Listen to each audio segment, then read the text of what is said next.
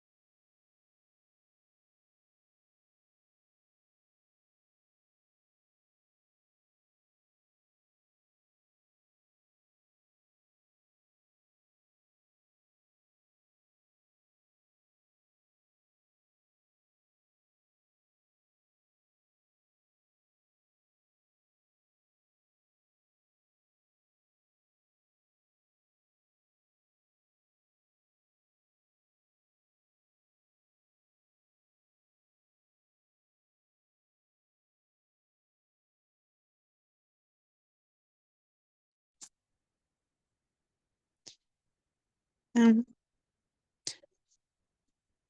Buenas noches, estimados participantes. Les saluda de la Escuela de Alta Dirección Profesional. El día de hoy vamos a llevar el tema lo que es gestión de remuneraciones y compensaciones. El ponente del día de hoy será el licenciado Jesús Chirinos. ¿Quién puede dar inicio a la sesión del día de hoy, por favor? Le doy el pase para que pueda comenzar con las clases del día de hoy.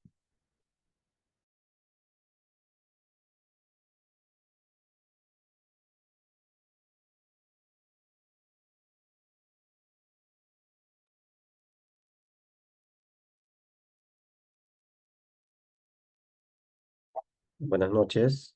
Buenas noches, con todos me copian. Buenas noches, sí, se lo logra visualizar la pantalla y se lo logra escuchar muy bien. Ok, queda entonces. Bueno, damos inicio al curso sobre el tema de lo que es la gestión de remuneraciones y compensaciones. En esta oportunidad, lo que tenemos que tener bien presente es referido a lo que es los regímenes laborales y sobre todo, qué es lo que pasó referido a lo que es la historia del derecho laboral para que hoy en día tengamos regímenes laborales y sobre todo habla del régimen laboral del 728, que es aplicado tanto al sector público y tanto al sector privado. Entonces, para iniciar, vamos a hacer una sinapsis histórica referido al régimen laboral. Hoy en día en el Estado peruano y tanto en el régimen privado, se aplica el régimen 728, el decreto legislativo.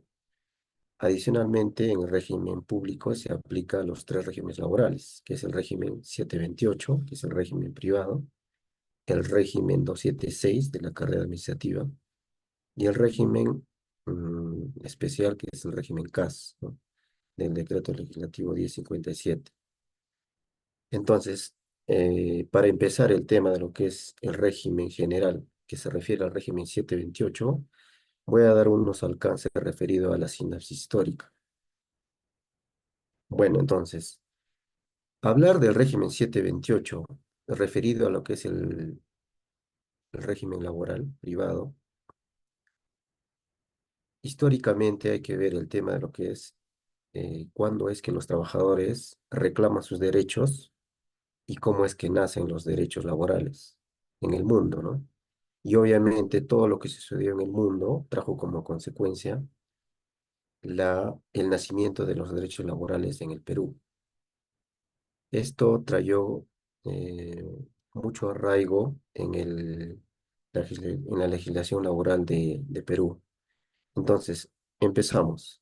El derecho laboral nace cuando se registra la revolución industrial.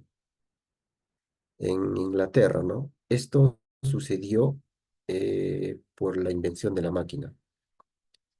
La invención de la máquina trae como una revolución el maquinismo, la revolución fabril, que trae como consecuencia el inicio de la invención de la máquina al vapor y sobre todo las fábricas donde trabajaban los obreros. Porque anteriormente, como se sabe, el trabajo se realizaba en los talleres, ¿no? Era más manual, pero cuando se inventa la máquina a vapor en Inglaterra es cuando revoluciona el derecho laboral, donde nace el derecho laboral. Eso trae como consecuencia de que los obreros se junten, los trabajadores, y haya, como se conoce, el proletario, que son los obreros, y también por el otro lado estaban las empresas o las fábricas. En este caso nace el cargo del empleador. Entonces ya tenemos dos lados, tanto el obrero, que era el proletario, y tanto las empresas, que eran las fábricas, que eran los empleadores. Debido a ello es de que más adelante van a ser el tema de lo que es el socialismo, lo que se llama versus el capitalismo, ¿no? En este caso, socialismo, referido, por ejemplo, al país de la Unión la Unión de Repúblicas Socialistas, la URSS, y también el capitalismo con lo que se llama los países capitalistas, en este caso, Estados Unidos, ¿no? Tiene que ver mucho estas influencias en el derecho laboral. Entonces, como decía hace un minuto, cuando los trabajadores hacían trabajos o sea, de una forma explotada, como se puede decir, incluso llegaban a trabajar 18 horas consecutivas. Eso hace que los trabajadores se junten y formen los sindicatos. Entonces, estos sindicatos tienen un nombre inicial, que fueron llamados asociaciones profesionales.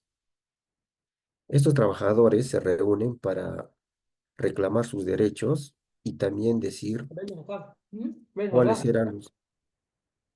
Dice luego, Tipe, el Andes está acá, no va a la universidad, que se venga para acá. Para poder... No, el Andes se va a venir a Cono Norte de puta. Aló, por favor, si baja su volumen, se está filtrando.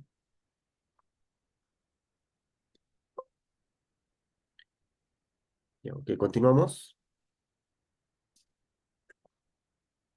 Aló, ¿me escuchan? No sabe que estoy abriendo la puerta y me cierra, oye. ¿Sobrado rompo la puerta? Sí, te escucho más. A ver, sí, porque han dejado un micrófono abierto y se está filtrando Sí, sí. el sonido.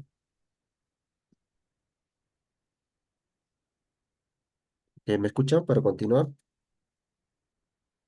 Sí, sí te escucho. Ok, entonces, como les decía, el tema de los sindicatos crea un punto importante en el tema de lo que es el derecho laboral. Es por eso que los trabajadores sindicalizados, que inicialmente fueron llamados asociaciones profesionales, exigen mejores condiciones de trabajo. Eso hace de que nazca el derecho laboral. Por una parte los trabajadores o por otra parte los empleadores. Entonces, estos derechos que inicialmente nacen de una forma rígida. Eso quiere decir de que los trabajadores que ganaban los derechos no podían, no se podía hacer, no podían ser quitados. ¿Ya? Entonces, ahí nace, por ejemplo, el principio de continuidad, donde todos los derechos adquiridos por el sindicato frente a los empleadores no podían ser quitados. Entonces, estos derechos adquiridos se vuelven rígidos. Al ser rígidos, empieza, por ejemplo, el avance, lo que son los derechos, donde es a la protección del trabajador hacia su trabajo, hacia su puesto de trabajo. ¿Ya? Entonces, ¿cómo era que garantizaban ese puesto de trabajo con los derechos laborales, con el principio de continuidad y obviamente también con una estabilidad laboral, ¿no? Pero a medida que iban pasando los años, los cambios, como sabemos, en el mundo se da por crisis, ¿no? Cuando hay crisis, sobre todo la crisis económica, es cuando nacen nuevos movimientos, en este caso, el derecho laboral, que era rígido, me refiero a que los derechos ganados por los trabajadores tenían que ser modificados, porque se entra en lo que es la crisis energética. Allá por los años 1940 y 74, 75, nace la crisis energética, ¿no? Sobre todo lo que era del petróleo en Europa. Entonces, ¿qué pasa? Al haber esta crisis energética en Europa, los derechos laborales que eran rígidos, de los cuales los trabajadores habían ganado y no se les podía quitar, tienen a ser, tienen a ser flexibles. ¿Cómo es eso? Eh, a raíz de la crisis del petróleo, empiezan las empresas a despedir trabajadores. A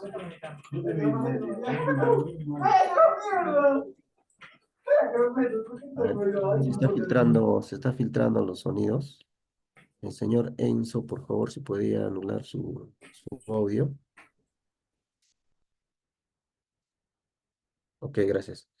Entonces, en 1974-75, por la crisis energética, se suceden despidos masivos. Esto hace de que los derechos laborales adquiridos rígidos se flexibilicen. Entonces, nace un principio de un péndulo, ¿no? En un lado están los trabajadores, en otro lado los empleados.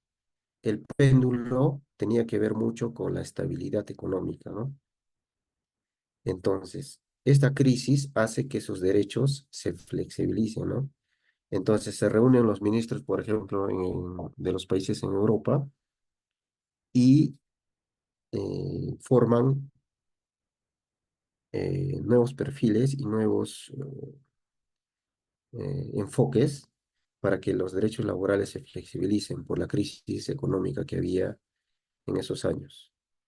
Entonces, esto quiere decir de que esas crisis han traído como consecuencia grandes cambios a lo que es la legislación laboral.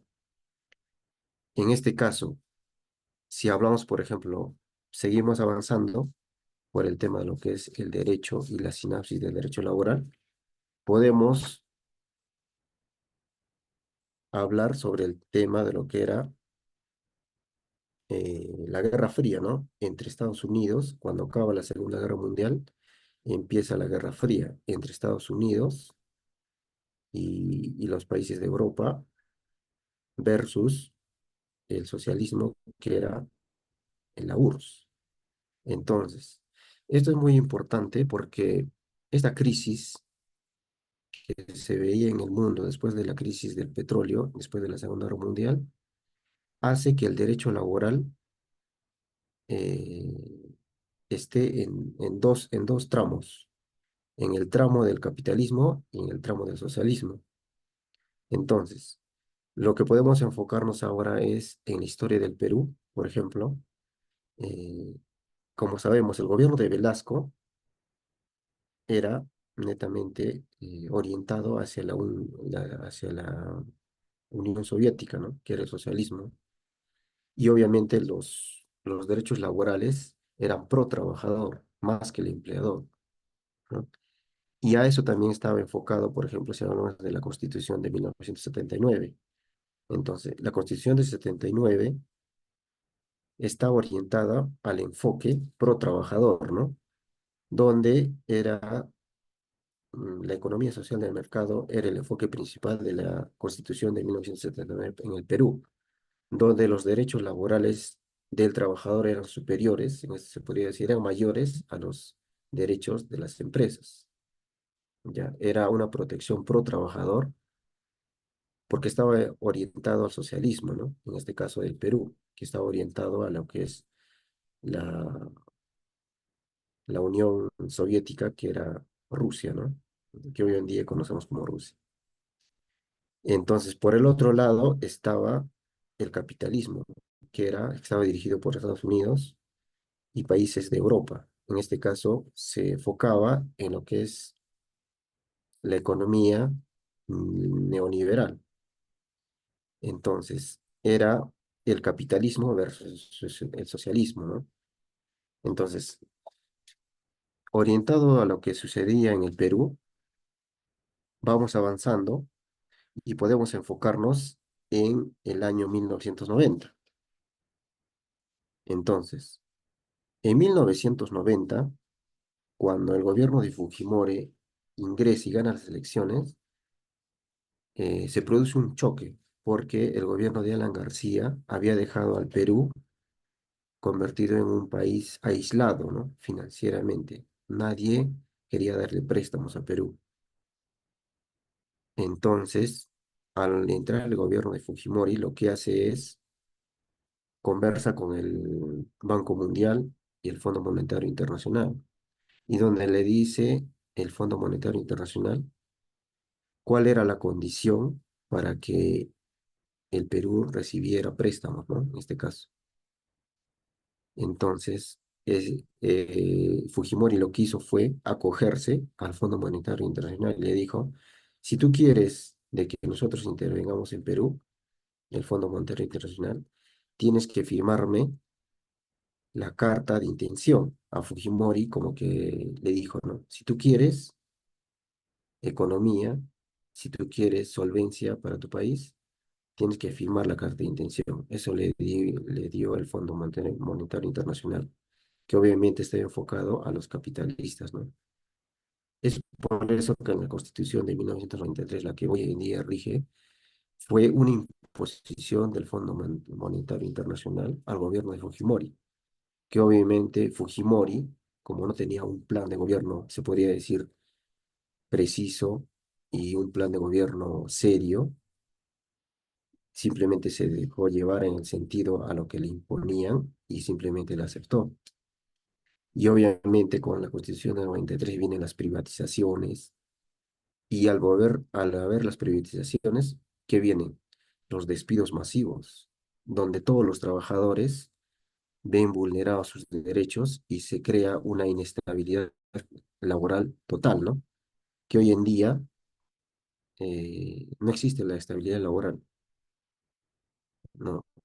Entonces, es ahí, como podemos ver nosotros en el Perú, por ejemplo, cómo es que la repercusión a nivel mundial llegó al Perú y sobre todo en la Constitución del 93 es que deja de lado a los trabajadores y lo pone primero a las empresas, ¿ya?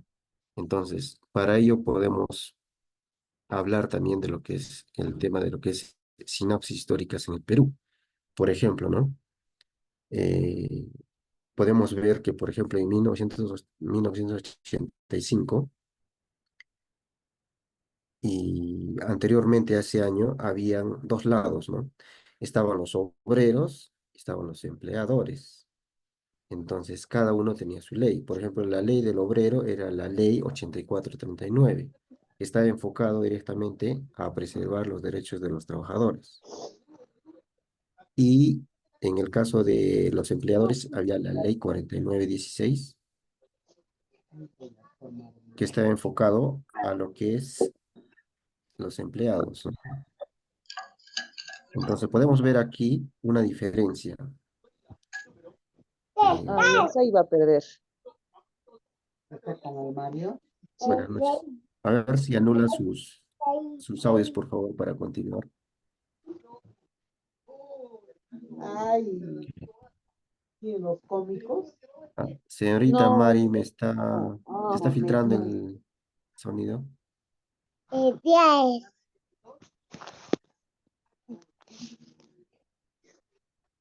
Aló, si me están escuchando, por favor, se anulan sus audios. ¿Qué estás haciendo? El lunes. chapi, chapi, chapi, chapi, Aló, buenas chapi. noches, a ver si me escuchan, por favor. Gael, el zapato. Apagar el audio, por favor. El audio, por favor, señorita Mari.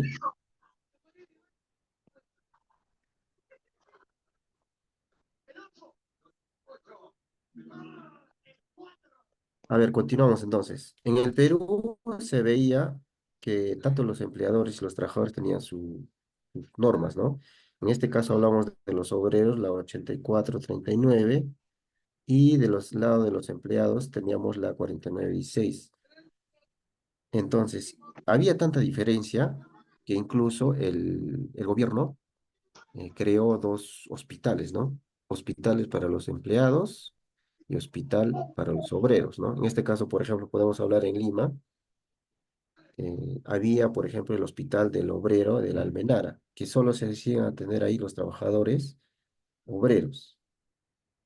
Y para los empleados había el hospital Revaliati, que solo podían hacerse atender ahí los empleadores,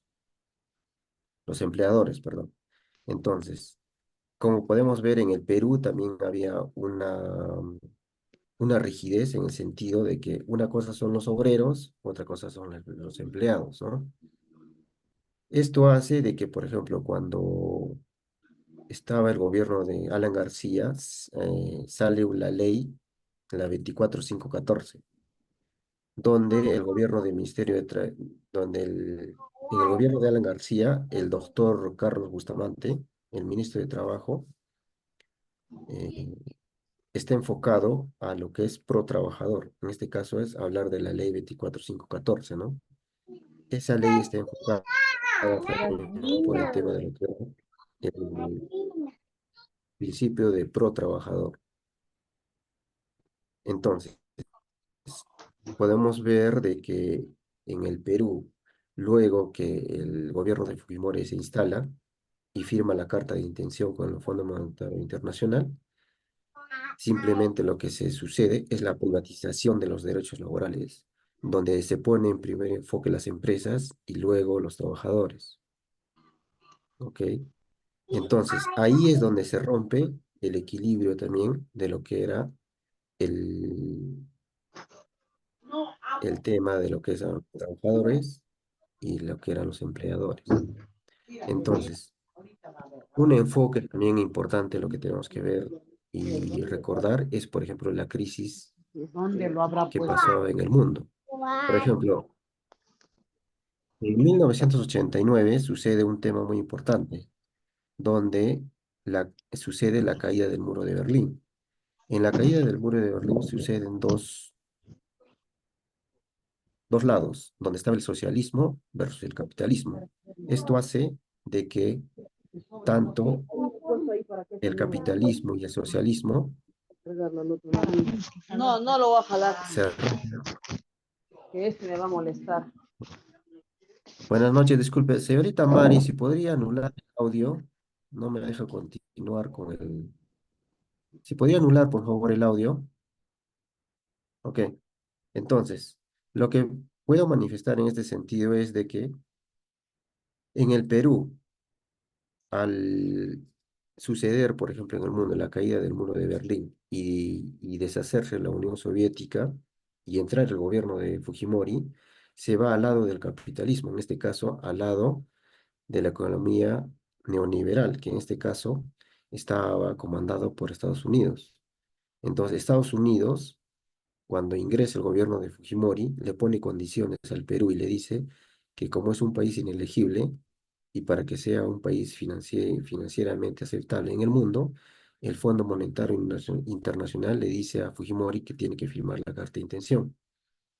Y al firmar la carta de intención le dice, esta es la constitución que tienes que redactar. Y la constitución del 93 es totalmente distinta a la constitución del 79, que era pro trabajador. Y en este caso, al firmar la carta de intención Fujimori y redactarse la constitución del 93, ya no es pro trabajador, sino es pro empresa. Y donde los derechos laborales de los trabajadores, obviamente, se privatizan en el sentido, entre comillas, porque empiezan los despidos masivos y empieza a romperse lo que era la rigidez pro trabajador, ¿no? Y es donde, por ejemplo, nace la ley 728. La ley 728 es un régimen especial, perdón, es un régimen general que fue creada estrictamente para los trabajadores del sector privado. Entonces, porque incluso su nombre lo dice, ¿no? Es ley del fomento al empleo, que de fomento al empleo, entre comillas, no tuvo nada, porque lo que hizo cuando se aplicó esta norma fue que sucedió los despidos masivos en el Perú, en el gobierno de Fujimori. Entonces ahí es donde empezaron las protestas, donde empezaron los trabajadores a ser despedidos masivamente de todas las empresas, ¿no? Y las privatizaciones. Por ejemplo, hablamos de privatizaciones de Petroperú, privatizaciones de Entel Perú, privatizaciones de los ferrocarriles, privatizaciones de las empresas que tenía el Estado y que fueron privatizadas por el gobierno de Fujimori y vendidas, ¿no? Y al ser vendidas a los privados, obviamente los trabajadores perdían sus puestos de trabajo y las empresas se quedaban con trabajadores eh, mínimos y obviamente ellos ponían a los trabajadores que ellos querían, ¿no? Y fue, por ejemplo, un fenómeno muy fuerte para los trabajadores en el gobierno de Fujimori, ¿no? Al inicio, porque fue un choque entre la prioridad eran las empresas que los trabajadores, ¿no? Entonces, esta ley del fomento del empleo, del decreto legislativo 728, implicó que se sucedieran muchos despidos masivos, como les decía, y fue que empezó a ser modificada esta ley, la ley del fomento del empleo. Llegó tanto a un punto de que esta norma tuvo muchos parches, como se dice, ¿no? Modificaba una cosa, otra cosa, otra cosa, otra cosa. Y obviamente el enfoque era más para las empresas que para los trabajadores. Es ahí que cuando se dan cuenta que esta ley estaba muy parchada, sucede una figura, ¿no? Que se llama en el derecho laboral, que es la destructuración de la norma. Es cuando hay muchos cambios y parches a la norma que hace que esta tenga que ser modificada, ¿no? O tenga que ser como que eh, orientada a una nueva redacción. Es ahí que esta norma, que fue inicialmente la ley del fomento del empleo, que entra en vigencia en diciembre de 1991, es que en 1997 se promulga lo que es el decreto supremo, el 003-1997-TR, ¿no? Que es más conocida como la ley de la productividad y la competitividad laboral, que hoy en día es la ley, como se le conocen, la ley del decreto legislativo 728. Entonces, esta norma de lo que es el régimen general tiene tres nombres, ¿no? O sea, todos lo podemos conocer como la ley 728, que sería la ley del régimen general, que le dicen, que es tanto aplicada para el sector público y privado. Esto también me lleva a recordar de que esta norma del régimen 728 inicialmente fue creado solamente para el régimen privado. Entonces, después del transcurso de los años, es que esta norma ingresó al Estado desplazando a las otras normas, porque la norma que solamente se podía trabajar en el Estado era la 276. Y cuando ponen el régimen 728 también para el Estado, es que esta norma se vuelve como que lo que era la excepción, o sea, en este caso entró inicialmente como una excepción al Estado, hoy en día se ha vuelto como la norma, entre comillas, general. ¿Ya? Porque hoy en día, por ejemplo, en el régimen 728 podemos encontrar a todo el régimen privado y en el sector público podemos encontrar el régimen para el tema de los obreros. Por ejemplo, en las entidades del gobierno local, en las municipalidades, el régimen 728 está aplicado a los trabajadores obreros, como son de limpieza, serenazgo, vigilancia, trabajadores que hacen labores con riesgo a su salud, ¿no? Como se le llama. Por eso están coberturados por el seguro complementario de trabajo a riesgo. Es ahí como podemos ver en la historia del mundo y la historia en el caso del Perú, que la ley 728 es aplicada hoy en día tanto al régimen privado y como al régimen público, ¿no? Entonces, este régimen general de lo que es el decreto colectivo 728 ha sido una norma que hasta hoy en día se aplica y se seguirá aplicando, ¿no? Porque está regida también en la Constitución del 93, ¿no? Que está amparada. Entonces, hasta ahí, ¿alguna duda, consulta?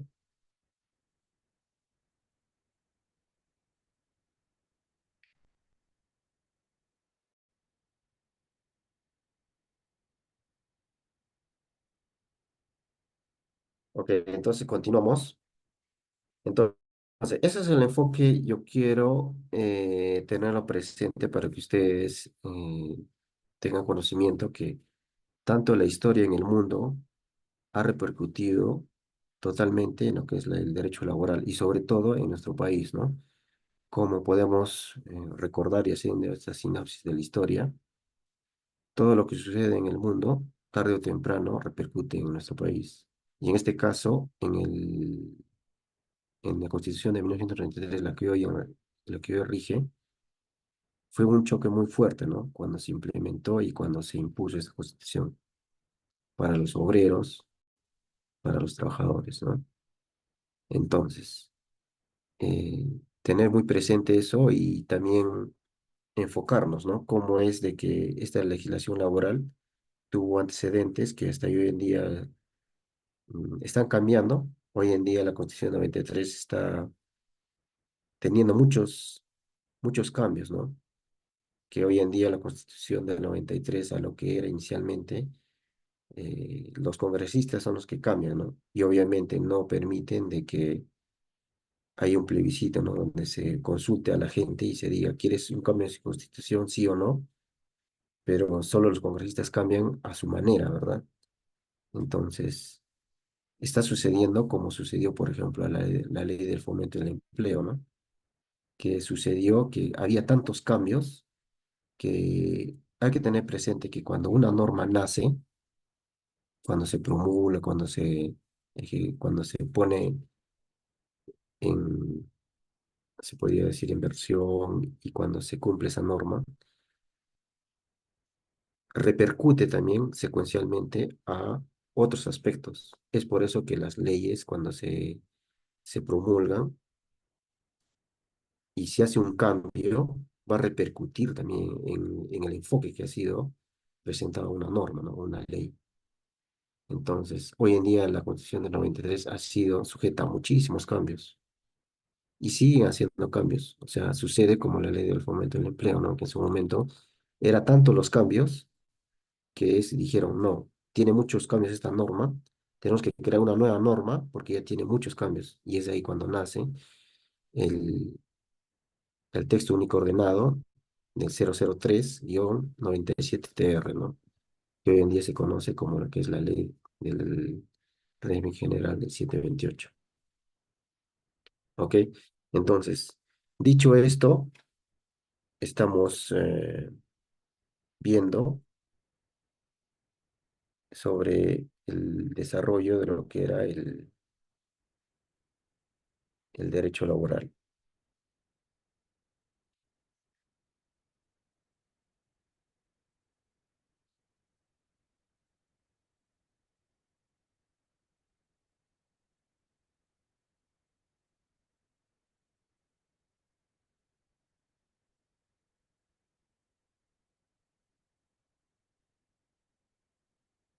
Ok, entonces empezamos,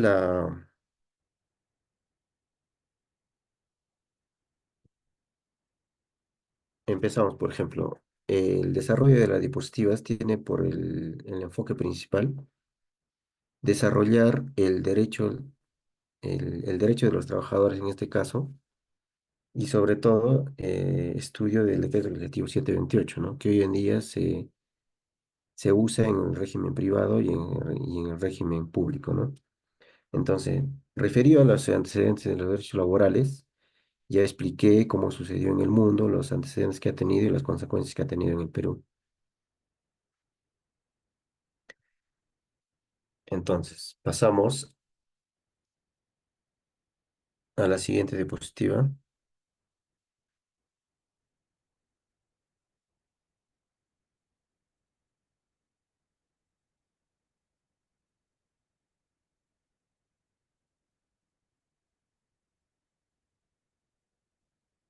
Ok, entonces, para explicar el tema de lo que es la contratación civil y la contratación laboral, lo que tenemos que tener presente es, por ejemplo, qué es una contratación civil y una contratación laboral. Entonces, hablar de una contratación civil se rige por el Código Civil. En este caso es hablar, por ejemplo, de una locación de servicios, ¿no? Trabajadores que no están en planilla y que hacen un contrato por locación de servicios, y lo que se dice ahí es de que tienen una autonomía en el servicio, ¿no? Pero hay una diferencia acá cuando se habla de un contrato de trabajo. Hablar de un contrato de trabajo es hablar de normas regidas a, a la subordinación del trabajador, ¿verdad?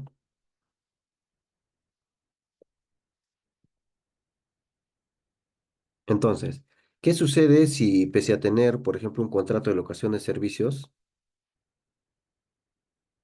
el trabajador, por ejemplo, está cumpliendo con, entre comillas, un horario de trabajo, una supervisión, una subordinación? Es ahí, por ejemplo, que rompes el contrato civil, que sería una locación de servicios, y entras automáticamente a la figura de un contrato de trabajo que está regido ya por la ley del decreto legislativo 728. Entonces, tenemos que tener presente de que hay una diferencia muy fuerte entre que es un contrato por locación de servicios, que está regido por el Código Civil, y un contrato de trabajo que está regido por normas de derecho laboral, en este caso el régimen 728, 276 o CAS, ¿no? Entonces, lo que tenemos que tener presente es que hay una diferencia muy fuerte entre un locador y un trabajador de contrato de trabajo, ¿no? Que tiene un contrato de inicio y término y que está regido por los principios del contrato de trabajo, ¿no? Que más adelante vamos a desarrollar y les voy a explicar. Entonces, hay una pregunta aquí que dice, ¿qué sucede si pese a tener un contrato de locación de servicios, yo acojo rasgos del contrato de trabajo, ¿no? Ahí sucede lo que es la desnaturalización de contrato y el trabajador automáticamente pasaría a ser un trabajador bajo contrato indeterminado, rompiendo así un contrato de locación de servicios. Porque ahí sucede el principio de primacía de realidad, donde lo que vale es la realidad. Entonces, si en la realidad el trabajador está siendo subordinado, está siendo controlado, está teniendo un horario de trabajo, firma entrada, salida, eso configura una subordinación. Por lo tanto, ya no estaría un locador de servicio bajo ese contrato, sino bajo un contrato de trabajo. Ya, esa es la diferencia. Entonces, hay que tener presente que una contratación civil y la contratación laboral son distintos, ¿verdad? Entonces, una contratación de recibo por honorarios, como se puede decir, una autonomía de servicio, donde el trabajador, por ejemplo, en este caso el locador de servicios, puede poner, por ejemplo, tiene una autonomía en la forma como hace su trabajo, ¿no? Puede decir, ya, bueno, voy a hacer mi trabajo en la mañana o en la tarde, no estoy sujeto a a un control de entrada, salida, y los beneficios que tiene un locador es distinto a un trabajador que tiene un contrato de trabajo, ¿no? Entonces, bajo bajo un contrato de trabajo, lo ¿De que qué los tenemos, conocido antes que se case? Ah, era tu amigo. buenas Mejor noches, que se por favor, si podría anular su audio, por favor, se está filtrando.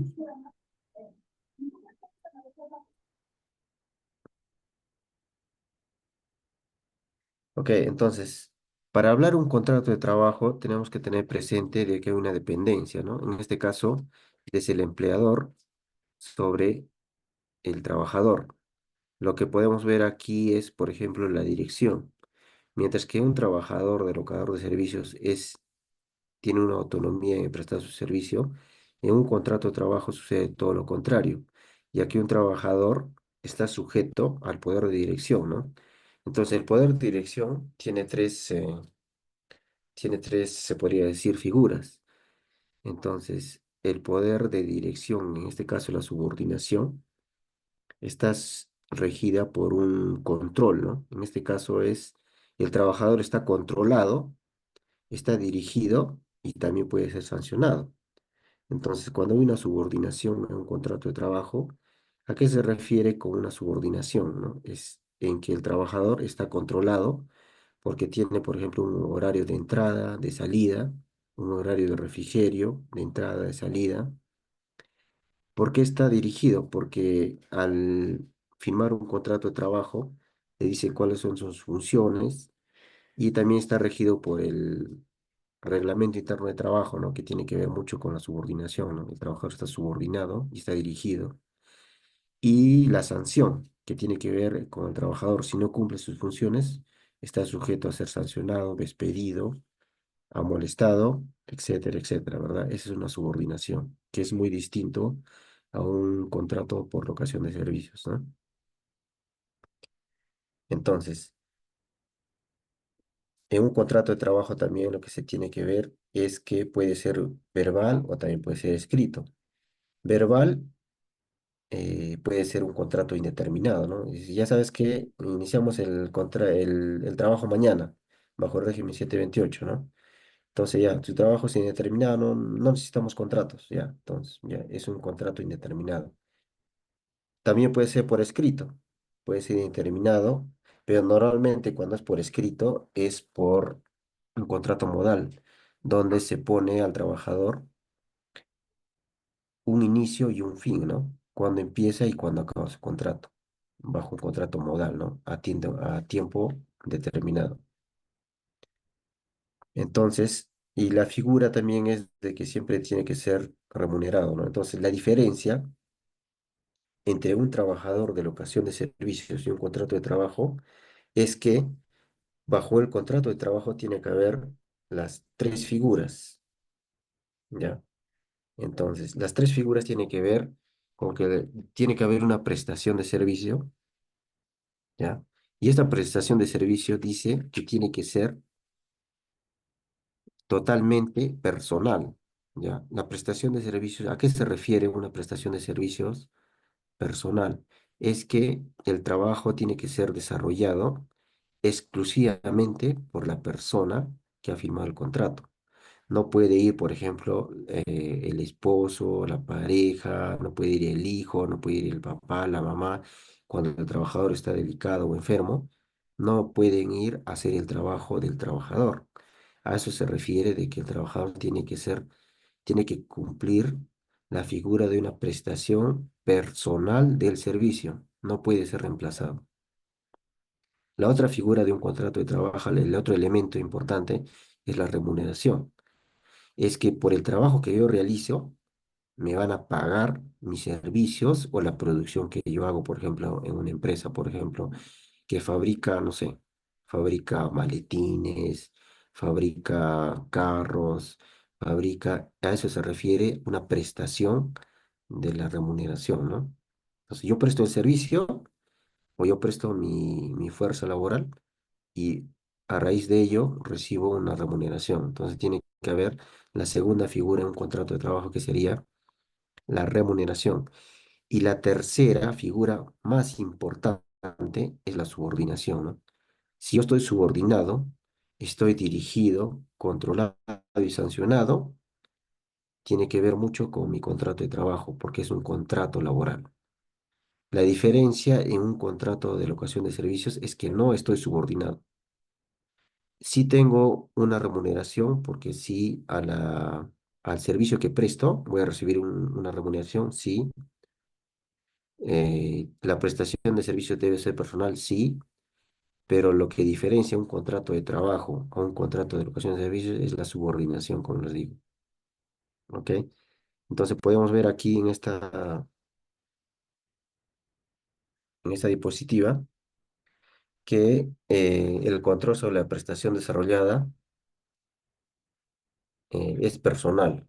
¿Ya? El reconocimiento de derechos laborales tales como las vacaciones, las gratificaciones, los descuentos, la CTS, el seguro, el aportes a los sistemas pensionarios, se dan sí y solo sí en un contrato de trabajo, no bajo un contrato por recibo de honorarios. Entonces, estos son los elementos del contrato de trabajo que les estaba mencionando y que ya los he desarrollado, ¿no? Que sería la prestación personal, como le digo, que no tiene que ser desarrollado por otra persona, solamente por el trabajador que firma el contrato de trabajo, la remuneración que a la prestación del servicio que se realiza de trabajo recibe una remuneración quincenal o mensual, y la subordinación, que sobre todo se cumple cuando el trabajador está dirigido, controlado y sancionado, ¿no? Esa es la subordinación. Ahora tenemos, por ejemplo, acá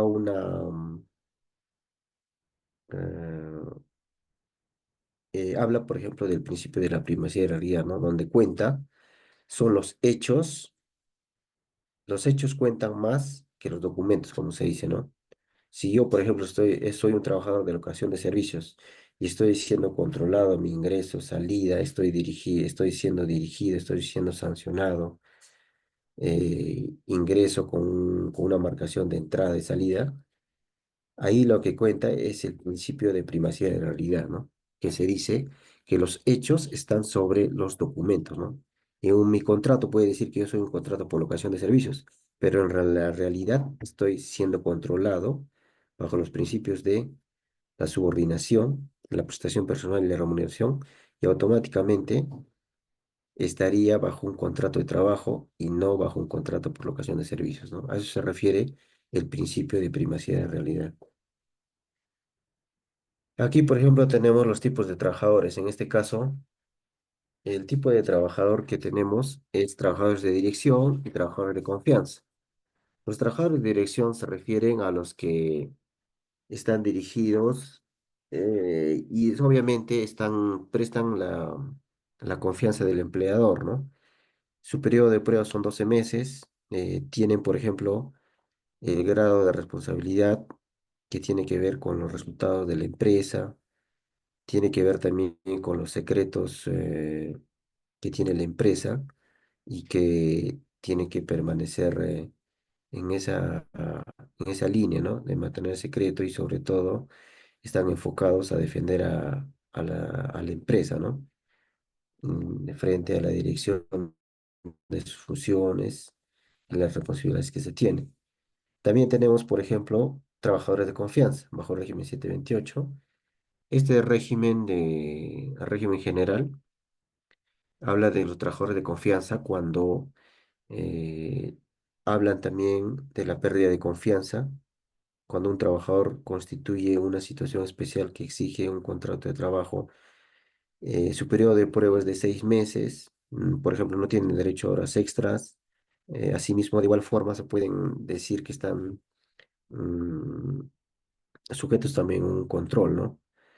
Normalmente esos trabajadores, tanto los trabajadores de dirección y de confianza, en el régimen privado, por ejemplo, tiene que ver mucho con que si pueden marcar la entrada y salida. Tienen, por ejemplo, se podría decir esa disponibilidad con el empleador, ¿no? A diferencia de los trabajadores, ¿no? Que sí o sí tienen que tener un control de ingreso y salida.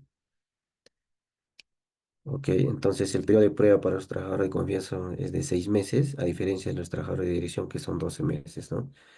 Y un trabajador que su periodo de prueba normal es 3 meses, ¿no? Cuando un trabajador ingresa, tiene 3 meses que puede ser despedido en el momento que considere el empleador, ¿no? Si, por ejemplo, no cubre sus necesidades y las funciones que realiza las hace deficientemente o tiene un comportamiento, por ejemplo, inadecuado en la empresa, puede ser despedido, ¿no?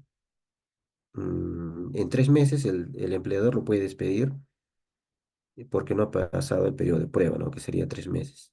A diferencia del trabajador de dirección y de confianza, que es de confianza de 6 meses y el de dirección es hasta un año, ¿no? De plazo. Entonces, podemos hablar, por ejemplo, acá también de trabajadores no sujetos a fiscalización inmediata, que puede ser por parte de los trabajadores que no están sujetos a un control de asistencia, ¿no? O trabajadores intermitentes son aquellos, por ejemplo, que hacen trabajos, por ejemplo, de vigilancia o de custodia, o por ejemplo, de entrega de productos, en este caso, por ejemplo, courier o entrega de productos a domicilio, ¿no? Y también hoy en día es lo que se está aplicando es a raíz, por ejemplo, de lo que es del COVID, se implementa, por ejemplo, el teletrabajo, ¿no? Donde puedes hacer tus labores de trabajo, en este caso mayormente administrativos, desde tu domicilio, ¿no? Que obviamente tiene su reglamento y que también es aplicado bajo el régimen 728. Aquí, por ejemplo, tenemos la clasificación de los contratos.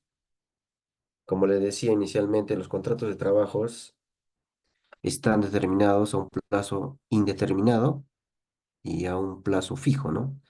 Plazo indeterminado que no se pone en la fecha de fin, ¿no? Y a diferencia de un contrato a plazo fijo donde sí se pone qué día está empezando y hasta cuándo está su contrato de trabajo, ¿no? La fecha de fin. Y obviamente también hay trabajadores a part-time, que se llaman los trabajadores a tiempo parcial, que trabajan menos de 4 horas, ¿no? Que lo normal en un trabajador full-time se refiere a 8 horas de trabajo al día o 48 horas semanales, ¿no? Ok, entonces aquí tenemos los requisitos para una contratación modal. Se refiere a contratos de trabajo con fecha de inicio y con fecha de término. Entonces, los contratos modales son 9 en el régimen 728. Vamos a desarrollarlos en las siguientes diapositivas para que ustedes tengan conocimiento, ¿no? Cada norma en el régimen 728, por ejemplo, tiene 9 contratos modales. Cada contrato debe ser suscrito teniendo en cuenta la modalidad para qué se está contratando al trabajador, ¿no? Entonces, si seguimos. Aquí habla, por ejemplo, del plazo máximo en el TC del Tribunal Constitucional ha dado como que un contrato de servicio puede durar hasta 8 años, por ejemplo, ¿no? Pone una balanza, plazo máximos.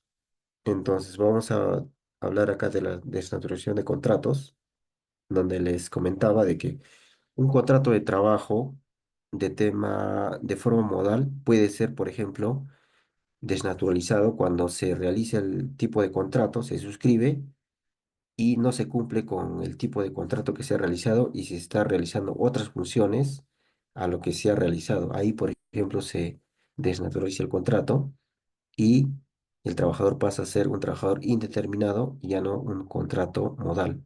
Se vuelve un contrato indeterminado. Por ejemplo, acá, si el contrato excede el límite máximo permitido, por ejemplo, ya se realizó el contrato de trabajo, el trabajador está realizando sus labores, transcurrido el tiempo, tiene la fecha de culminación.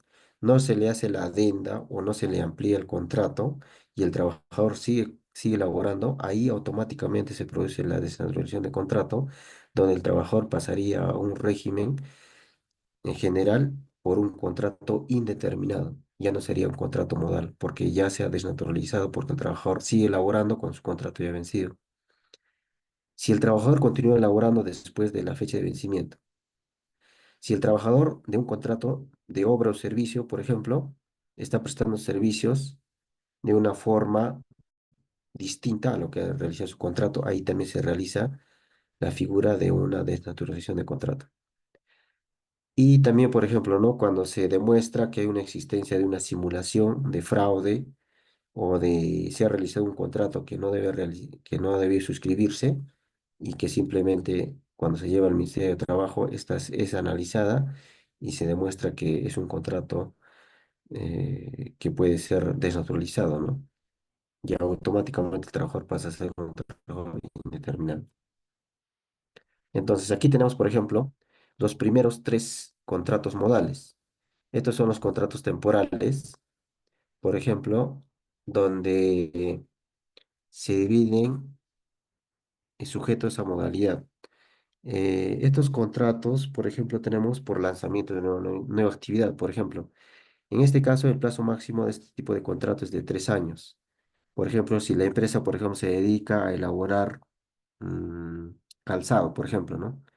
Entonces, anteriormente, por ejemplo, era una empresa, por ejemplo, de hablar de calzado, una curtiembre, ¿no?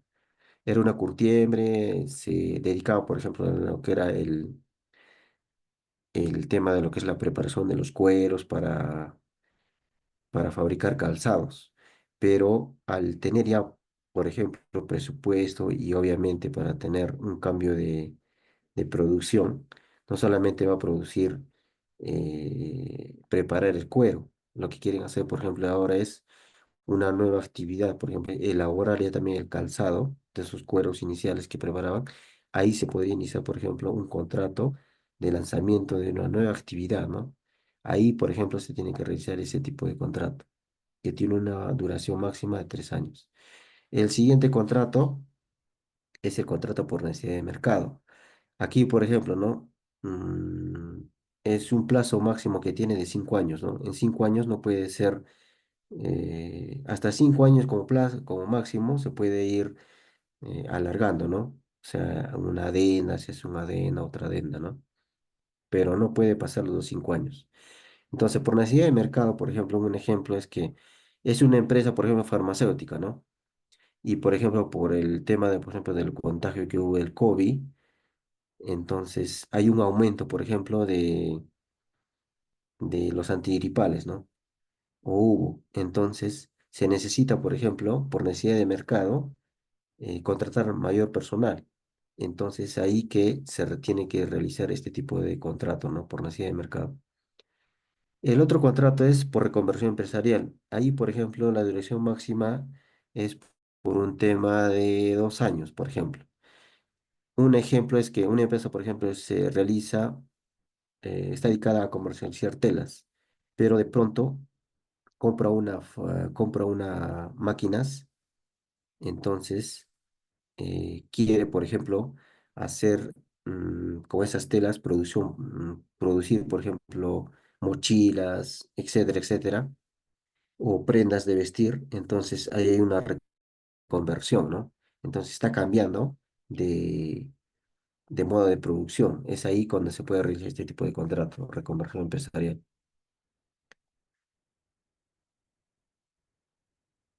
Ahora tenemos los siguientes tres contratos modales, ¿no? Que serían los contratos accidentales, ¿no? Estos contratos Una se consulta. pueden... Sí, dígame. En los contratos sujetos, no, el anterior, eh, en este tipo de contratos también está el contrato, por el tema de, lo que es empresas exportadoras de productos no tradicionales, eso. Claro, por ejemplo, el tema tiene que ver mucho, por ejemplo, con el tipo de producción que hace la empresa y con el tema de lo que es el mercado. Entonces, tiene que ver mucho con lo que se está produciendo y qué es lo que va a producir. Por ejemplo, necesidad de mercado tiene que ver mucho enfocado a los incrementos coyunturales del mercado, que exige más, ¿no? Entonces, ahí, por ejemplo, como les decía, ¿no? Una empresa farmacéutica que normalmente tiene sus medicamentos en stock, ¿no? Que normalmente está vendiendo. Al haber, por ejemplo, por el tema del COVID, lo que incrementó son, por ejemplo, los tratamientos por el tema de lo que eran las gripes, ¿no? Los resfriados, los antigripales, ¿no? Entonces ahí lo que se enfocó era salirse de los stocks que tenía la farmacéutica y producir y vender más antigripales, por ejemplo, ¿no? Entonces una necesidad del mercado que le exige a una empresa hacer este tipo de contrato, ¿no? Y reconversión empresarial tiene que ver, por ejemplo, en que hay una ampliación de la necesidad del mercado, como se dice, pero sobre todo hay una modificación de las actividades a desarrollar, ¿no? Entonces, a eso, por ejemplo, se refiere, por ejemplo, cómo cambia el tipo del mercado, cómo exige a las empresas quedarse en el rubro que está fabricando o también hacer una reconversión, ¿no? Tiene que ver mucho el mercado. Y por nueva actividad también, ¿no? ¿Eso sería alguna duda? Claro, porque yo he tenido un contrato de trabajo a plazo fijo, sujeto a la modalidad de obra exportadora de productos no tradicionales. Ujú.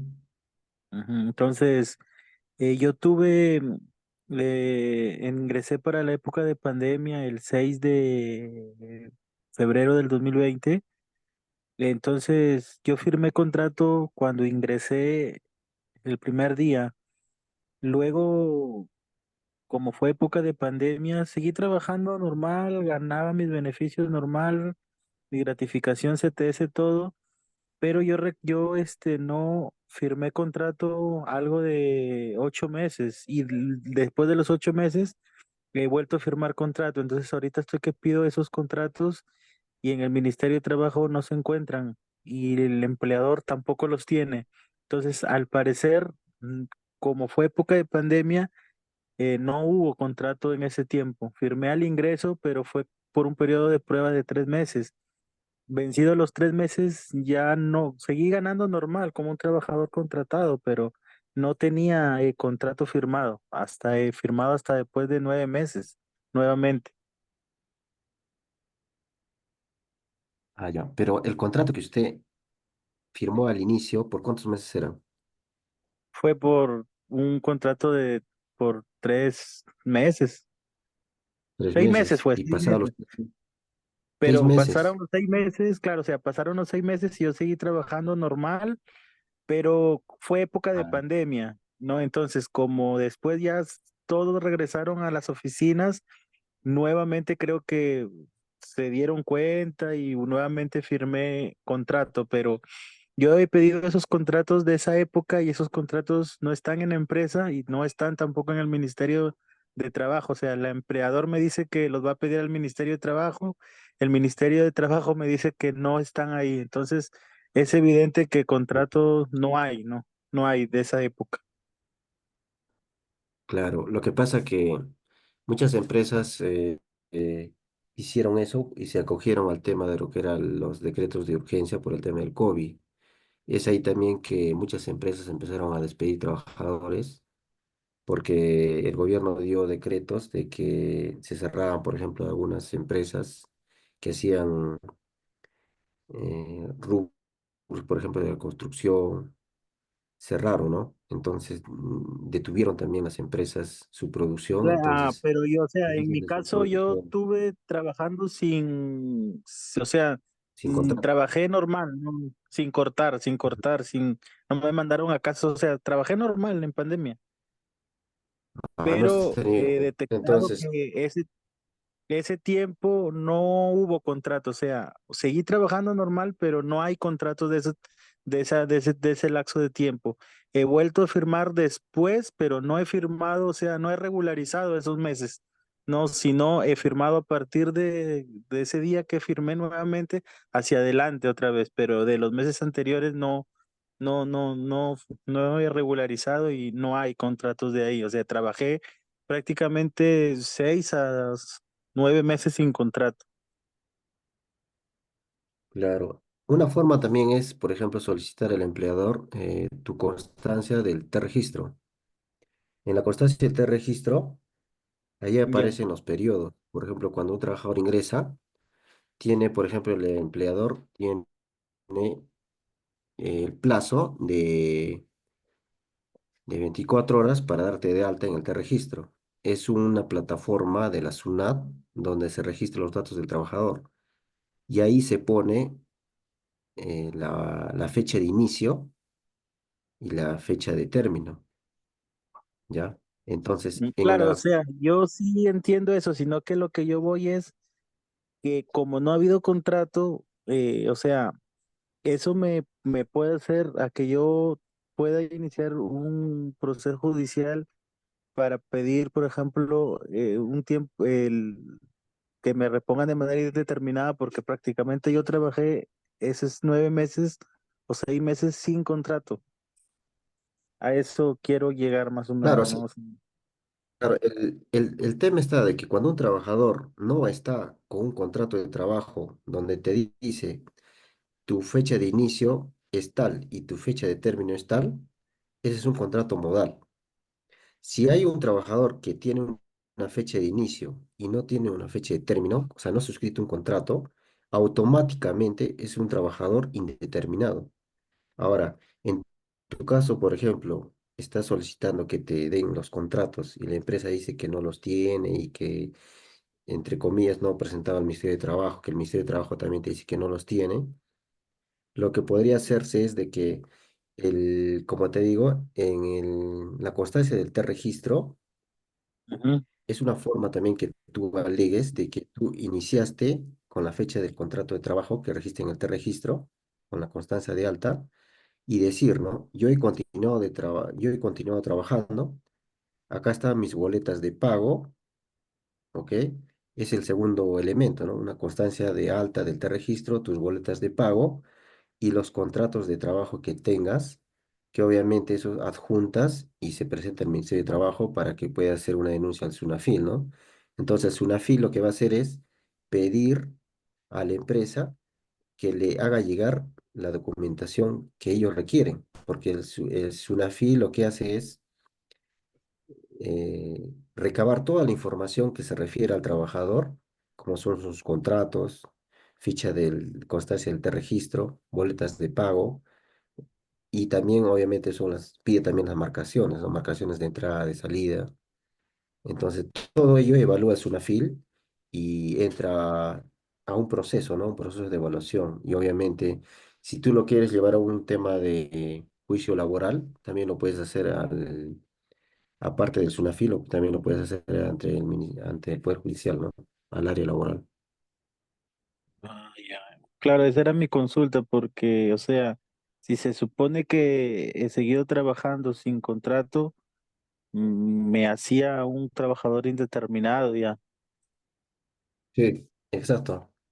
Como te digo, esto justamente es recabar pruebas y tú también presentar las pruebas, las que tengas, boletas de pago, contrato de trabajo, boletas de pago, como te decía, y la constancia de alta del T-registro, porque en la constancia del T-registro, ahí menciona los periodos laborados. Pues eso se lo tengo que solicitar a la empresa. Sí. Solicita la constancia de alta del T-registro Ah, ya. y obviamente todas tus Constancia. boletas, ¿no? Ah, ya. Ah, Todas ya, tus ok. boletas de pago, sí. Ya, Ya, puedes gracias. agarrar también de ese lado. Las boletas de pago tienen un valor Ujú. muy importante, ¿no? Al contrato de trabajo. Ya. Muchas gracias, doctor. Ya, ok.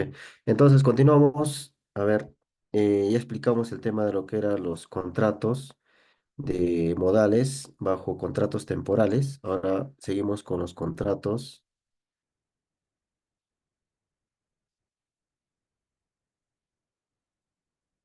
A ver, los contratos por temas accidentales, ¿no? Como lo dice acá, por ejemplo, un contrato ocasional accidental es, por ejemplo, ¿no? Una empresa de almacén requiere, por ejemplo, eh, electrodomésticos y quiere, por ejemplo, hacer unas instalaciones, ¿no? Entonces, por un tema ocasional, quiere, por ejemplo, contratar un técnico para que hagan instalaciones de esas plantas o de esas nuevas máquinas, por ejemplo, entonces hace un contrato ocasional, ¿no? Por un tema de que requiere esa necesidad transitoria de ese servicio, ¿no? Ahí puedes realizar ese tipo de contrato. Un plazo máximo tiene de 6 meses, ¿no? Ese tipo de contrato. Ahora tenemos un contrato de suplencia, como lo dice, ¿no? Este contrato suple a un trabajador, por ejemplo, que está fuera de de la empresa por temas, por ejemplo, de salud o de enfermedad, en este caso, o maternidad, ¿no? Por ejemplo, una trabajadora que va a dar a luz, entonces pide sus 98 días de licencia, ¿no? Pre, prenatal y postnatal. Entonces, 98 días no va a estar la trabajadora en la empresa. Entonces, contratan por suplencia a una nueva trabajadora para que reemplace las labores que estaba realizando la trabajadora que ha pedido licencia, por ejemplo, ¿no? O, por ejemplo, por enfermedad, ¿no? Hay trabajadores, por ejemplo, que han sido diagnosticados con cáncer, por ejemplo.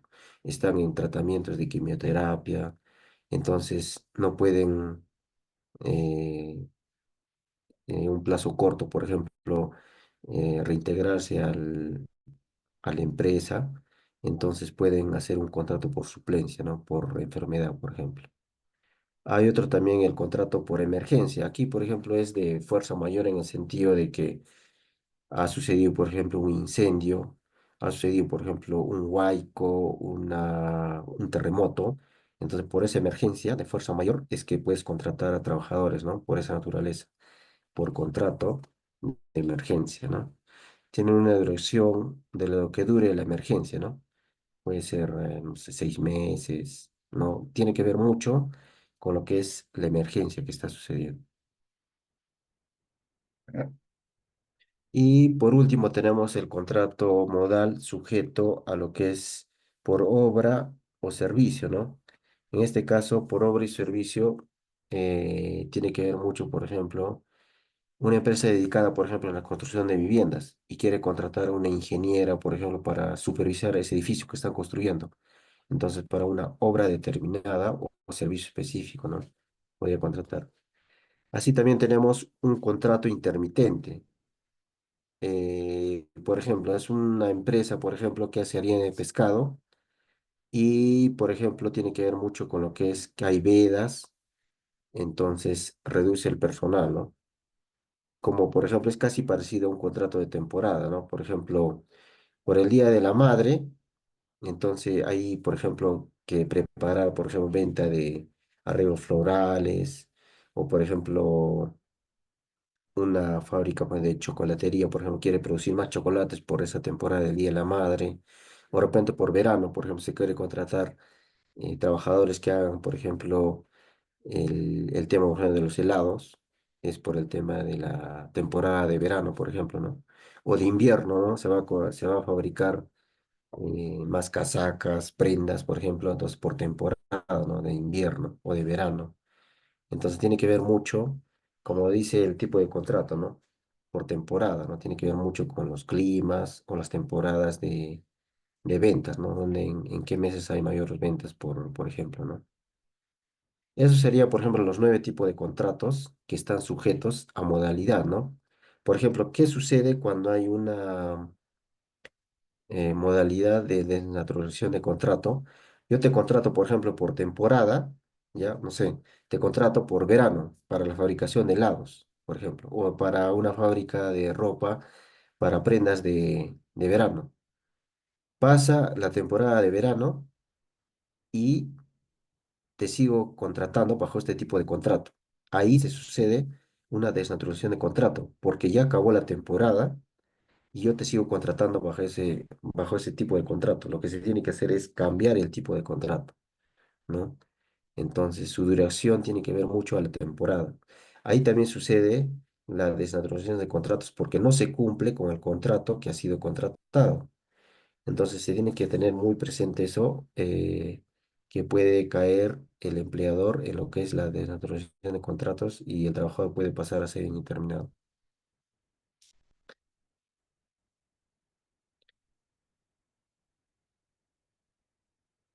Ok, continuamos entonces.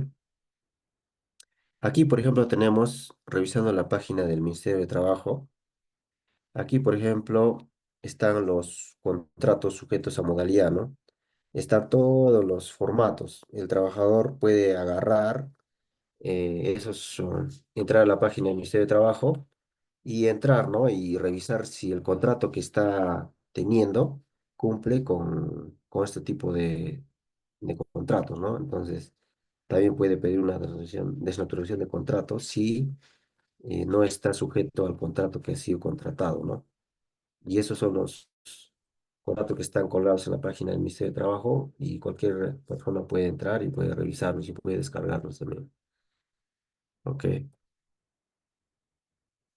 Por ejemplo, aquí tenemos aspectos sancionadores de lo que es el SUNAFIL hacia el cumplimiento de contratos, ¿no? Por ejemplo, dice artículo 25, el incumplimiento de disposiciones relacionadas a contratación a plazo determinado, o sea, a plazo fijo, cualquiera que sea la denominación de contratos, su desnaturalización, ¿ya? O uso para violar el principio de la no discriminación, dice, eh, puede verse perjudicado cuando hay una desnaturalización, ¿no? Es una infracción muy grave. Cuando tú desnaturalizas contratos es una infracción.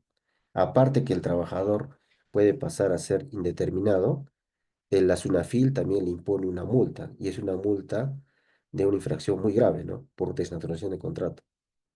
También dice que no celebra por escrito en los plazos previstos contratos de trabajo, ¿no?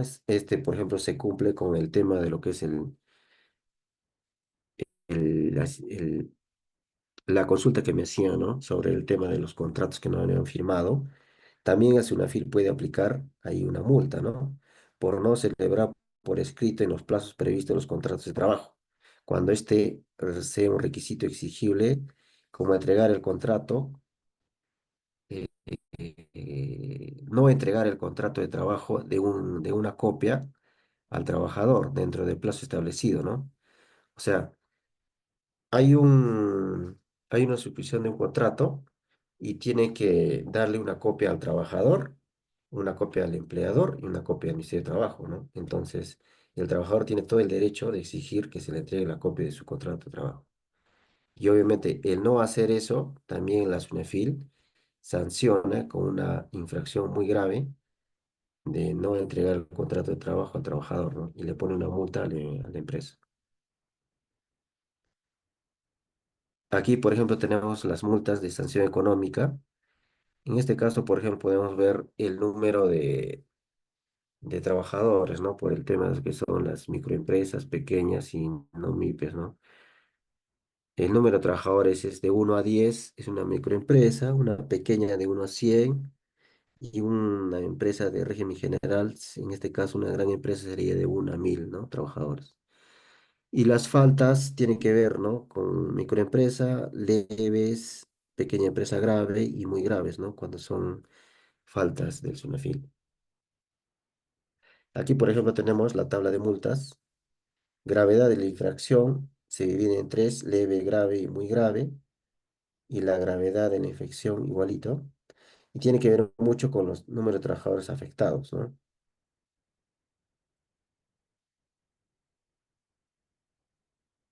Esta es la tabla de sanciones que puede aplicar el Ministerio de Trabajo, en este caso el SUNAFIL, a las empresas que incumplen con la legislación laboral vigente.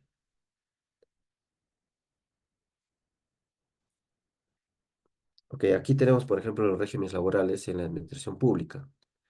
Hablar de régimen general, como les decía, el régimen general, que es la 728, ¿no?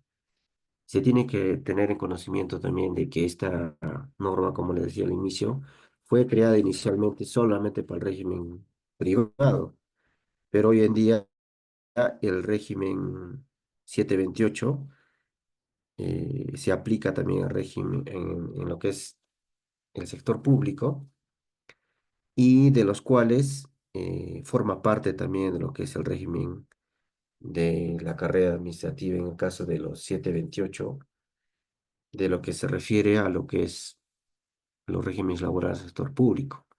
En este caso, por ejemplo, tenemos en el sector público, tenemos, como al inicio les decía, tenemos el régimen 728, el régimen 276, el régimen CAS, el régimen Servir y los regímenes especiales, ¿no?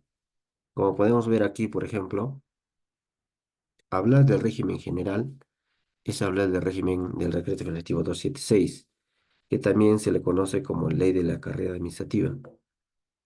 Aquí normalmente están los trabajadores, se podría decir, antiguos, ya que Hoy en día está prohibido la contratación por el régimen del decreto legislativo 276, salvo excepciones, cuando hay, por ejemplo, contratos bajo suplencia o trabajadores bajo 276 que hacen funciones de confianza, ¿no? Como los gerentes, por ejemplo.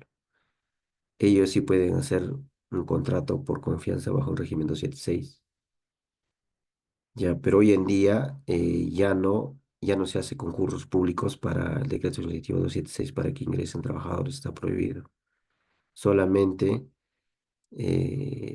ingresan a los trabajadores bajo el régimen privado, perdón, al régimen público, bajo el régimen 728, porque pueden entrar, por ejemplo, trabajadores obreros, pueden entrar, por ejemplo, trabajadores que hacen de limpieza, de serenazgo, vigilancia, ellos entran bajo el régimen 728, que también algunas entidades del Estado, en este caso gobiernos locales, también contratan bajo régimen CAS, que obviamente está prohibido, pero lo contratan. Y después los trabajadores que están contratados, obreros bajo régimen CAS, se van al Poder Judicial y el Poder Judicial sentencia bajo desnaturalización de contrato y son repuestos por desnaturalización de contrato y esos trabajadores son difíciles de sacarlos, ¿no? Porque ya son ingresados por mandato judicial. Entonces, hablar de la carrera pública, entiéndase que hay, en este caso, 5 regímenes distintos, a diferencia del régimen privado, ¿no? En el régimen privado solo existe el 728, ¿ok? En cambio, en el régimen público tenemos el régimen 276, el régimen 728, el régimen CAS y el régimen de la ley Servir. Asimismo, tenemos regímenes especiales. Por ejemplo, régimen especial, por ejemplo, de los magistrados, ¿no? Tienen la ley 29.277. Hablar del régimen especial, por ejemplo, del personal policial, es hablar de la ley 27.238.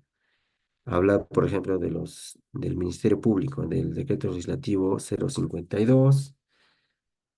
Trabajadores de los centros penitenciarios, por ejemplo, es hablar de la ley 29.709. Hablar, por ejemplo, de los docentes universitarios, hablar de la ley 23.733. Y así, ¿no? Son regímenes especiales que son trabajadores del sector público, pero tienen su régimen especial, ¿no? Entonces, hablar del régimen de carreras especiales, hablar de ellos, ¿no? De los magistrados, de los diplomáticos, de los policías, de los militares, del personal de salud, de los asistenciales de salud, del Ministerio Público y servidores penitenciarios, ¿no? Y otros también. Y hablar por ejemplo, del régimen laboral de la actividad privada, como les decía, es hablar de los obreros, ¿no? Del régimen 728 las actividades del Estado, en los gobiernos locales. También hay que tener presente de que el régimen privado también está sujetos algunas entidades del Estado. Por ejemplo, la SUNAT tiene personal bajo régimen 728. Hay que tener presente que el régimen 728 es más costoso que el régimen CAS, incluso que el régimen 276, porque el régimen 728 se paga utilidades, se paga, en este caso, en el sector privado se paga utilidades, en el sector público se paga aguinaldos, no, perdón, se paga la gratificación, se paga la CTS, ¿ya? Bajo el régimen 728. En cambio, bajo el régimen CAS, solo tienen derecho los trabajadores a vacaciones y aguinaldos, tal igual como el 276 que también tiene derecho a los aguinaldos. Y el aguinaldo se paga bajo el decreto de lo que dice el MEF, que en este caso el Ministerio de Economía y Finanzas dice que es 300 soles, tanto en fiestas patrias y tanto en Navidad, en diciembre, ¿no? Entonces, bajo el régimen 728, la gratificación es un sueldo entero, pero en caso del Estado, los que trabajan bajo el régimen 276 y el régimen CAS no reciben la gratificación, ellos reciben el aguinaldo, y el aguinaldo consta de 300 soles, ¿no? 300 soles en julio y 300 soles en diciembre. Y tampoco reciben la CTS, los CAS, por ejemplo. En el 276 sí reciben la CTS, pero cuando el trabajador cesa, ¿no? Cuando el trabajador concluye, ahí recibe su CTS, ¿no? Pero en el caso del 728 sí recibe la CTS tanto en el mes de mayo y tanto en el mes de noviembre, que sería la mitad del sueldo, ¿no? La mitad del sueldo en mayo y la mitad del sueldo en noviembre, que sería un sueldo entero, ¿no? Entonces, hoy en día también hablamos del régimen de servicio civil. El régimen de servicio civil que se aplica en el Estado es bien parecido al régimen 728 y que hoy en día solo está aplicándose a servidores de puestos altos, ¿no? Por ejemplo, el gerente municipal y, por ejemplo, los alcaldes están bajo el régimen Servir, ¿no? Que es bien parecido al régimen 728, que también reciben CTS y reciben gratificaciones. Ya, ese es en el régimen de la ley Servir, de los que es de la administración pública, ¿no? Entonces, para concluir, por ejemplo, este es el detalle, ¿no? Del régimen Servir, habla, por ejemplo, de los regímenes generales, especiales y otros, ¿no? Régimen de carrera es el 276, régimen sin vínculo laboral, eh, del régimen, por ejemplo, de la actividad privada, el 728 y los CAS, ¿no? Régimen especial es lo que les comentaba, los profesores, fiscales, diplomáticos, policías, militares y otros, ¿no? Ley de los gerentes. Ahora, lo que podemos ver en la siguiente diapositiva, por ejemplo, es la cantidad, ¿no? De los regímenes laborales, ¿no? Y aquí concluimos con esta diapositiva donde, por ejemplo, podemos visualizar de que el régimen general, ya, el 728 por ejemplo, en el Estado, ocupa el 13%, ya.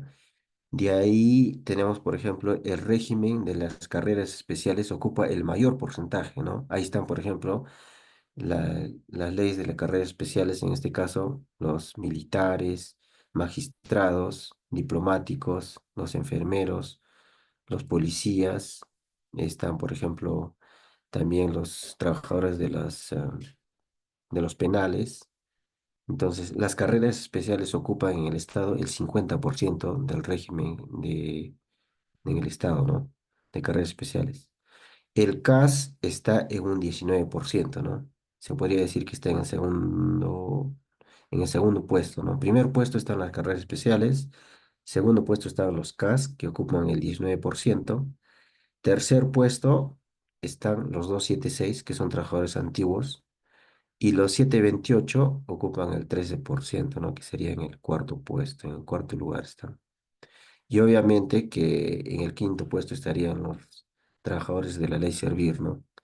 Que yo supongo que deben ser un 5%, menos incluso, hasta un 3%, ya que hoy en día ha salido la ley Servir hace años, pero está en implementación, ¿no? Donde todos los trabajadores del CAS y el régimen 276 deben pasar a este nuevo régimen, que es el régimen de la ley Servir, y que hoy en día muchos de los trabajadores en el Estado no quieren pasarse porque manifiestan de que se está atentando contra la estabilidad laboral, ¿no? Entonces, es mucho que de eso, ¿no? Que obviamente en este régimen hay una evaluación constante y obviamente tiene el enfoque de despidos, ¿no? O sea, si no apruebas en dos, tres evaluaciones, simplemente te sacan y ya, ahí queda, ¿no?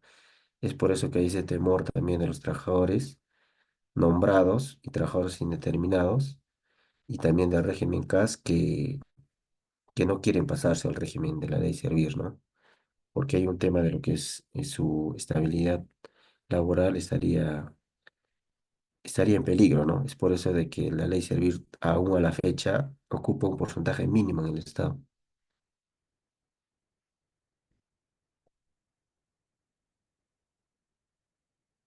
Ok, entonces eso sería todo referido a esta exposición del día de hoy, referido a lo que es los derechos laborales y también el derecho de los temas de los contratos de trabajo, ¿no? Hemos empezado por el tema de los contratos. ¿Por qué? Porque el contrato de trabajo es la madre, se podría decir, de una planilla. Si uno sabe en qué tipo de contrato está, está en un contrato 728, está en un contrato 276, está en un contrato CAS, está en un contrato de carrera especial, está en un contrato de ley servir, va a poder calcular una planilla. Porque una planilla, calcular bajo estos regímenes, es distinto uno del otro, ¿ok? Como les decía, ¿no? Una cosa es el aguinaldo, otra es la gratificación. Entonces, si no sabemos los regímenes laborales y obviamente los tipos de contratos, no vamos a poder hacer una planilla, ¿no? Entonces, es por eso de que como primer punto de la sesión de hoy día ha sido eso, ¿no? Hablar de los derechos laborales y sobre todo hablar de lo que se refiere a lo que es el derecho laboral y los contratos y los regímenes laborales, ¿no? Eso es muy importante tenerlo presente para hacer una planilla, ¿no? Una planilla de remuneraciones que bien se puede pagar quincenal o bien se puede pagar mensual. Y obviamente se hacen las declaraciones de impuestos de esa planilla, ¿no? En los días siguientes del siguiente mes. Entonces, eso sería el tema del marco teórico referido al día de hoy. Si hubiera alguna consulta, alguna pregunta, estamos aptos para resolverlos.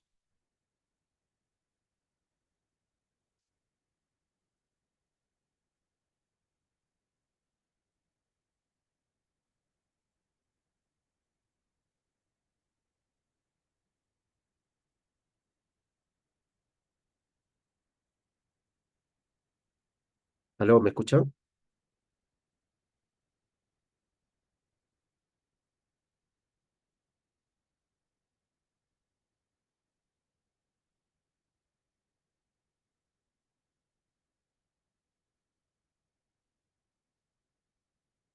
Si hubiera alguna duda, por favor me lo hacen llegar para poder aclarar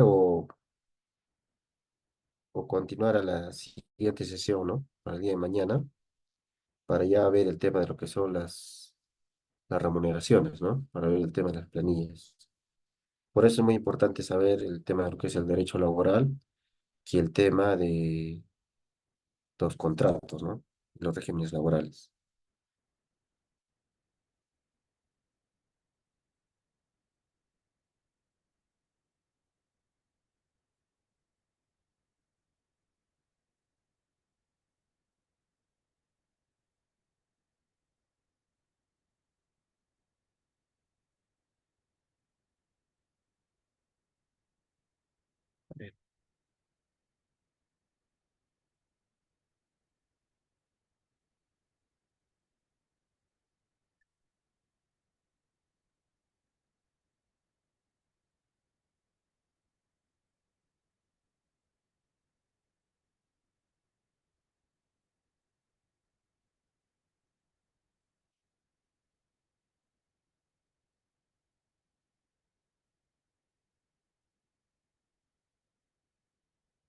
Ok, entonces todo queda claro.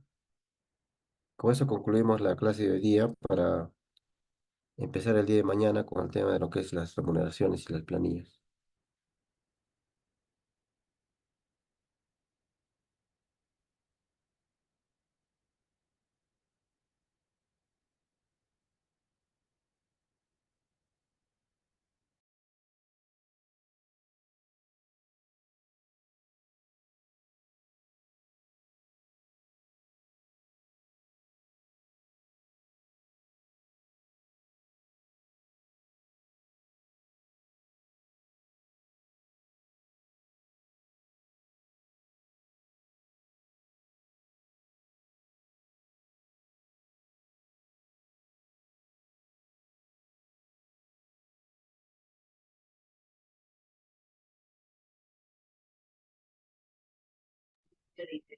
Pastor, buenas noches, disculpe una consulta. Con respecto a lo que usted ha presentado como PPT, ¿sería factible que le envíe al grupo un enlace para poder descargarlo, por favor?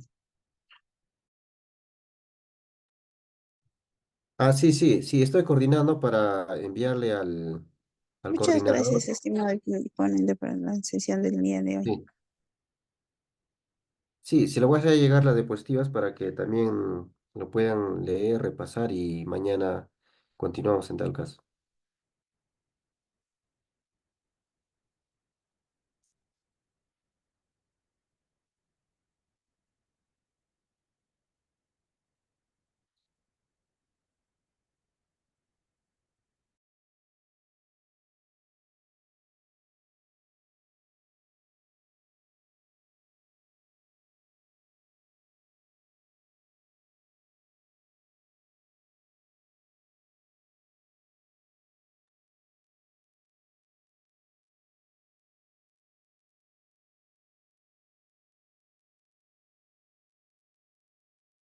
Ok, entonces justo estaba revisando acá sus comentarios. Entonces el día de mañana estamos continuando. Muchas gracias por su atención. Buenas noches y espero que les haya servido sobre el tema que hemos hecho hoy día. Entonces mañana continuamos. Muchas gracias por todo, por su tiempo y buenas noches. Hasta luego, profesor, buenas noches. Buenas noches.